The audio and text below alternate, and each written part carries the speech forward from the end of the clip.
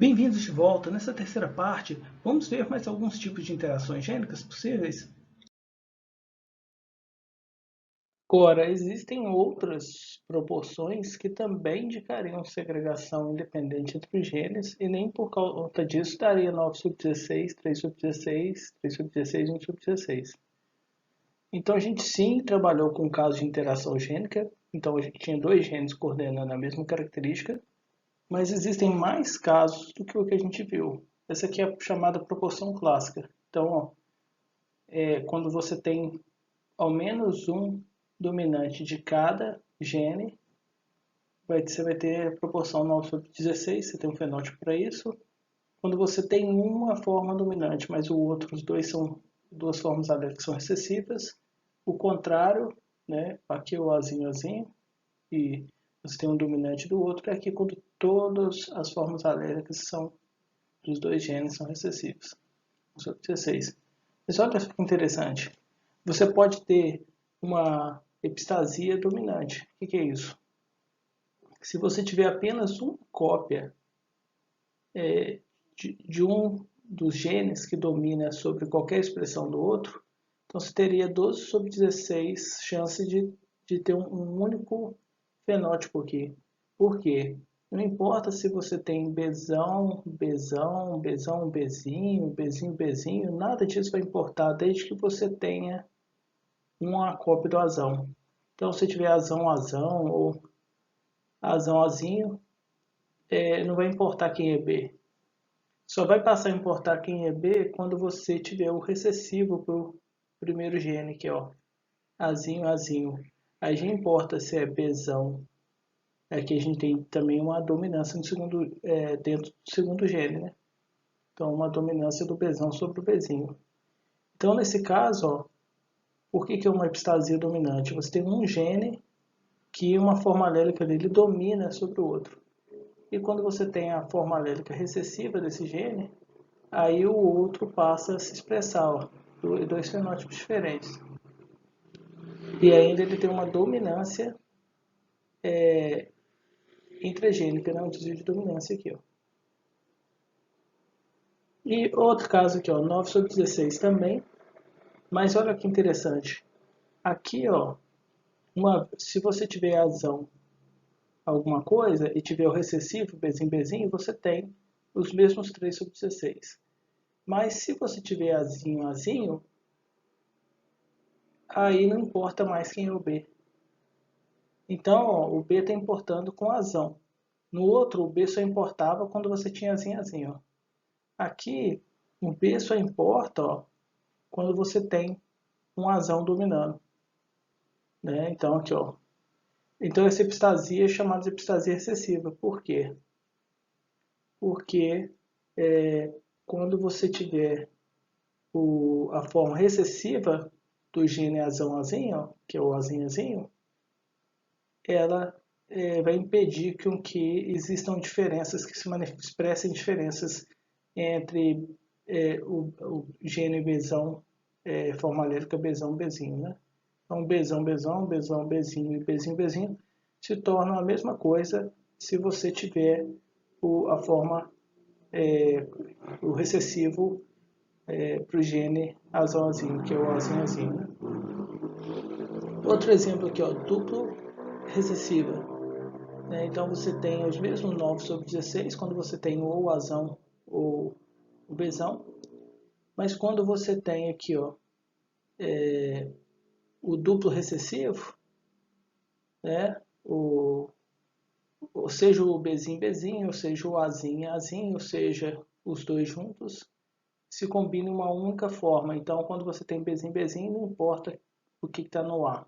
Se você tem azinho, azinho, não importa o que está no B. E se você tiver os dois, obviamente, né?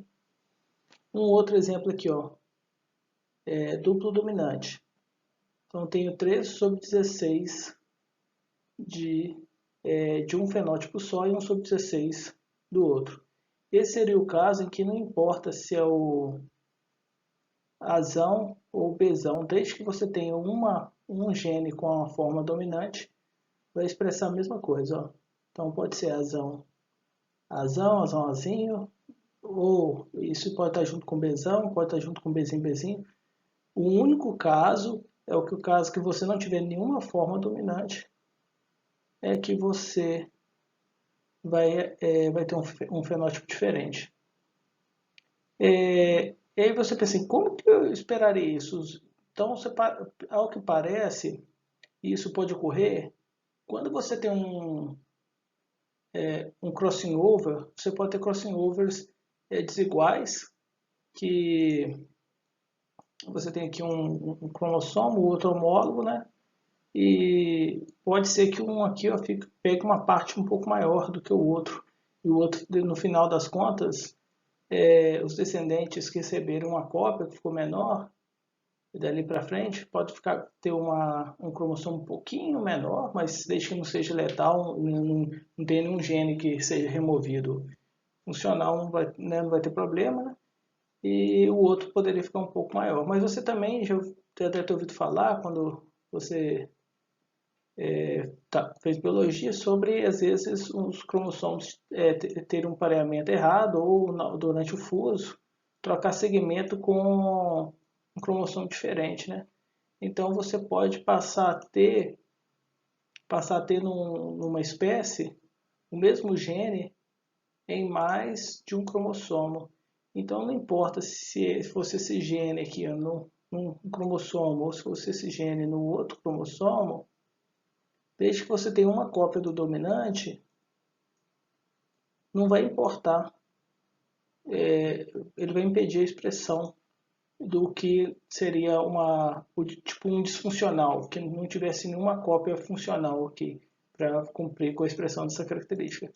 Poderia ser isso, poderia ser também, ao acaso, com mutações ter surgido a mesma função em mais de um cromossomo. Existem mais possibilidades, né? Olha que interessante o último, epistasia dominante recessiva. Então, nesse caso, ó, você tem uma forma recessiva que faz com que a outra não passe a importar mais, se é Bzão ou Bzão Bzinho, né? Mas se essa forma recessiva for combinada de novo com a forma recessiva do outro gene, aí volta a se combinar com quando você tem a presença de ao menos um azão.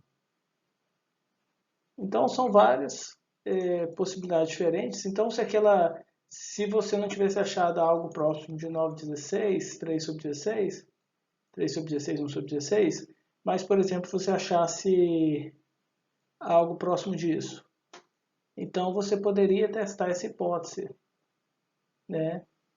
E pode ser que uma questão, você pode às vezes não rejeitar uma hipótese, e pode ser que exista uma outra coisa por trás, uma outra hipótese. Sim, na estatística tem isso, né? Alguns testes eles rejeitam, e alguns estatísticos gostam de usar a palavra rejeita ou não rejeita, em vez de falar que aceita. E aí que vem o porquê. Vamos supor que você fizesse um teste e você achasse essa proporção. Às vezes você poderia ter, na verdade, uma combinação com 3 genes distintos que desse as proporções parecidas com essas, ou com mais genes. Então, na verdade, o mais provável é que seja isso aqui mesmo. Mas como poderia existir uma outra forma, se você ainda não fez o sequenciamento, não sabe todo o DNA, não mapeou e chegou a estudar a fundo, poderia ser que a sua hipótese, se você achasse, por exemplo, que rejeitou, então provavelmente você estaria certo que aquilo não explica. Às vezes, na verdade, a proporção que ocorrer era essa, e você usou essa daqui, ó, que até tinha uma forma alélica, uma forma de fenótipo que não existia, e usou essa aqui para testar. É claro que você não vai encontrar resultado. Então, quando você rejeita, o teste, às vezes, ele contempla isso. Mas aí, falar que você aceita, tem alguns testes em que talvez o melhor seria você usar o termo não se rejeita. Por quê? Não quer dizer que você encontrou a verdade, quer dizer que você pode continuar com aquela hipótese, trabalhando com ela, e você não encontrou nada que impeça você de assumir ela. Mas não quer dizer que aquilo seja a verdade absoluta, que não poderia surgir uma outra hipótese que fosse melhor. Um exemplo aqui, ó, muito conhecido de uma epistasia que foge àquela proporção clássica do 9 para 16, 3 para 16, 3 para 16 e 1 para 16. Essa aqui, ó, que eu combino um dos 3 com 16 com um dos 1 sobre 16. Então eu tenho uma epistasia recessiva. Por quê? Porque olha só, quando eu tenho ao menos um dominante para os dois genes, eu tenho aqui, ó, 9 sobre 16 é a cor preta. Se eu tiver recessivo para o gene Bzinho, ó, mas tiver ao menos um dominante para o gene Ezão, eu vou ter o quê? Uma cor chocolate. E se eu tiver Ezinho, ó, não importa. Olha só que interessante, não importa se eu tenho um Bzão. Você pensa assim, o Bzão era dominante, era a cor preta. Não. Se eu tiver Bzão e Ezão, aí sim vai ser cor preta. Mas se eu tiver Ezinho, não importa se tem Bzão. Não vai ter uma outra cor aqui, vai ser a cor dourada, que é a mesma que ocorre se eu tiver Bzinho. Então, se eu tiver Bzão, Bzinho, ou Bzinho, desde que eu tenha o Ezinho, vai ter a cor dourada. Então, um recessivo de um gene está inibindo a expressão de diferenças entre as formas alêlicas presentes para outro gene. Agora, quando eu tenho apenas um Ezão, essa expressão de Bzinho, passa a ser diferente de Bzinho.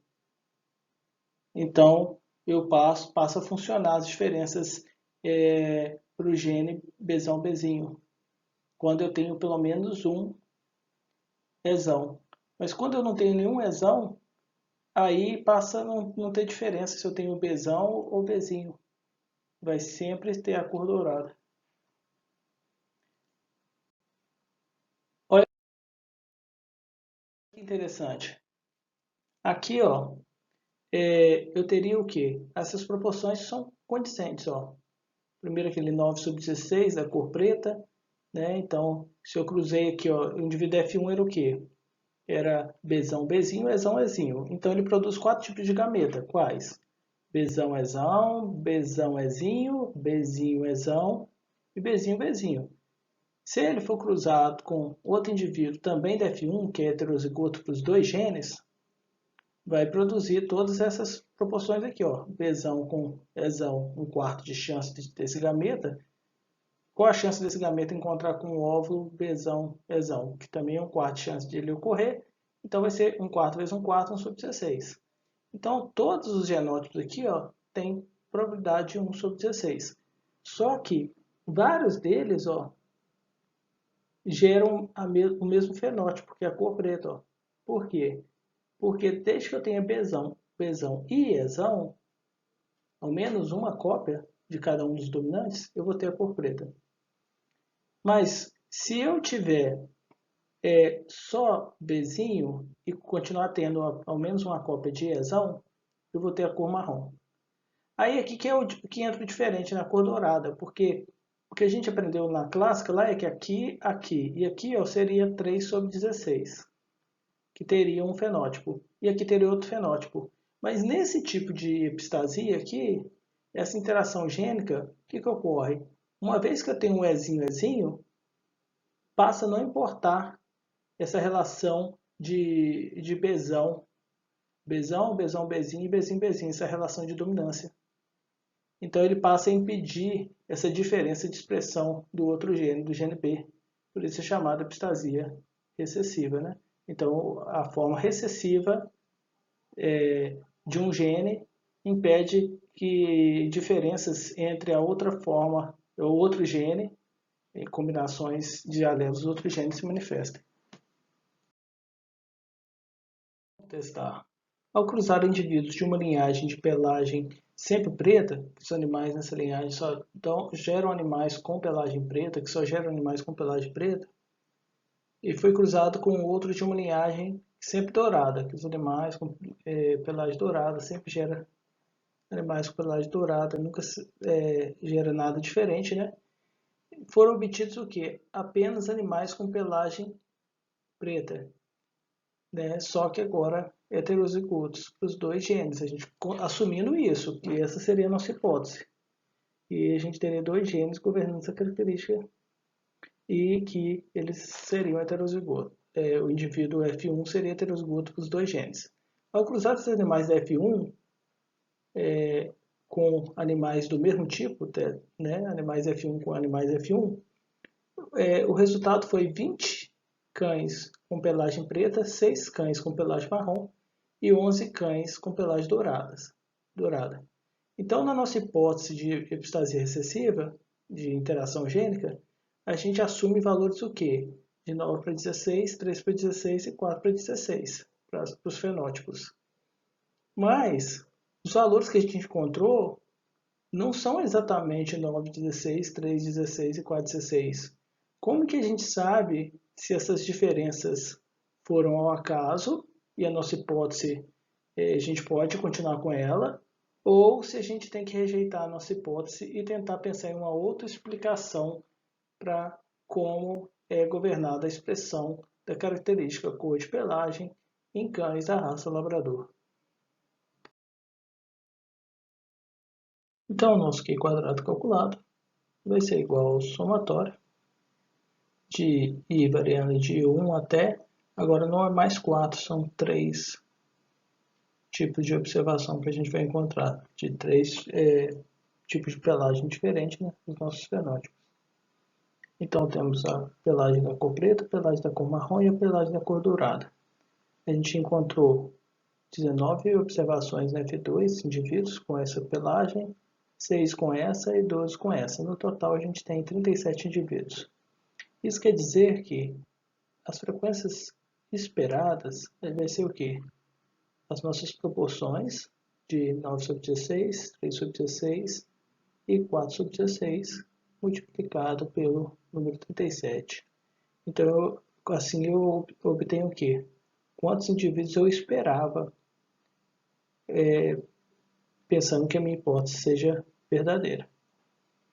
E depois eu começo a calcular. Então, o observado menos esperado vai ser essa diferença aqui, ó. Então, o observado 19 menos aqui vai dar menos 1,8125. 6 menos 6,9375 também dá um número negativo. O observado foi menor que o esperado. E aqui 12 menos 9,25 aqui já foi positivo. O observado foi maior que o esperado. Vou elevar tudo ao quadrado, o sinal não vai importar mais. Então, o quadrado das diferenças. Esse aqui elevado ao quadrado vai dar isso, esse elevado ao quadrado vai dar isso, e esse elevado ao quadrado vai dar isso. Depois de elevar ao quadrado, eu tenho que dividir de novo pelo valor esperado. Então, eu vou pegar esse aqui e vou dividir por esse aqui, ó. Esse aqui vai aqui, ó. Dividido, dividido, dividido. Esse vem aqui e esse vem aqui. Então, 3,2852 dividido por 20,8152. 0,8789 dividido por 6,9375. E 7,5625 dividido por 9,25. Eu vou obter esses valores. Se eu somar eles, porque isso aqui é um somatório, eu vou obter um meu Q quadrado calculado. Então deu 1,1021. Vamos comparar agora com o tabelado. Antes o Q quadrado estava sempre repetindo, né? O mesmo Q quadrado tabelado. Agora ele vai ser diferente, por quê? Embora nosso nível de significância que a gente vai assumir vai continuar sendo 5%. Em vez de a gente ter 3 valores observados, 4 valores observados, 3 graus de liberdade, agora a gente tem 3 valores observados, 3 menos 1, 2. Então nós temos 2 graus de liberdade. Então a gente tem que pegar aqui, ó, na coluna de 5%, que a gente admitiu o mesmo nível de significância, e na linha dos graus de liberdade. Eu vou pegar a linha e vou unir com a coluna e vou extrair o valor do Q quadrado tabelado. Então, ó, vocês vão ver que esse valor é muito maior do que o Q quadrado calculado. Então, o que isso quer dizer? O Q quadrado calculado é menor do que o Q quadrado tabelado, a gente não vai rejeitar a hipótese de nulidade. Então, cada labrador possui 2 genes que coordenam a cor da pelagem, e cada gene possui 2 formas alélicas. Então, a gente tem o gene Bzão Bzinho e o gene Ezão Ezinho. Esses 2 genes se segregam de forma independente, senão a gente não encontraria essas proporções. Encontraria proporções dependentes das distâncias entre eles, se eles estivessem no mesmo cromossomo, no mesmo par de homólogos. Então, quando a F1 é heterozigota para ambos os genes, ela é cruzada entre si, ela vai produzir uma F2 com essa proporção, de 9 sobre 16 indivíduos com pelagem preta, 3 sobre 16 com pelagem marrom e 4 sobre 16 indivíduos com pelagem dourada. Então, esse tipo de epistasia aqui, em vez de ter 1 para 16 aqui separado, ele está junto, é o tipo de interação gênica de epistasia recessiva, em que a presença de um dos genes em dupla homozigose recessiva impede que exista diferenças de manifestação nas combinações alélicas do outro gene.